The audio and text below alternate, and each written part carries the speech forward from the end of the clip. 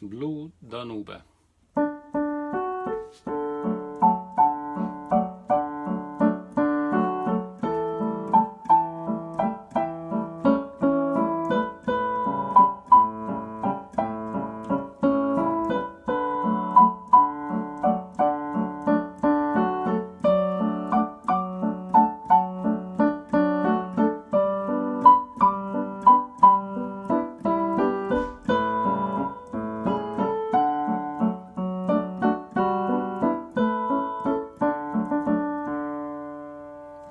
Räägin ära ka mõned akordid, et üldiselt see saade on siis vasakus käes akordimärkide järgi selline.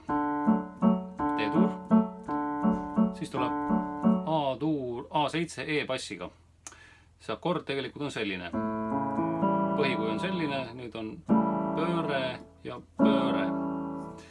Ja need noodid, mida mina mängin, on siis E, G ja A. Et siis nooti ma üldse ei mängi.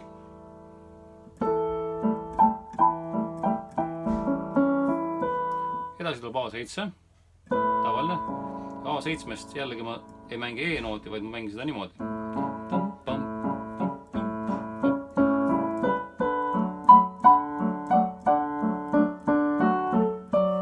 On D-tuur fis-bassiga.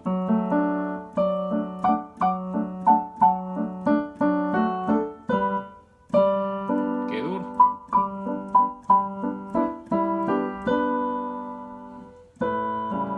A7 E-bassiga ma vist mängisin teda niimoodi. Aga võib ka mängida niimoodi. Põhimõtteliselt vahet ei ole. A7.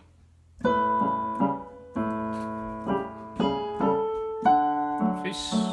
Või vabandust, D-tuur. Ja D-tuur fis-bassiga. Nüüd E-moll G-bassiga.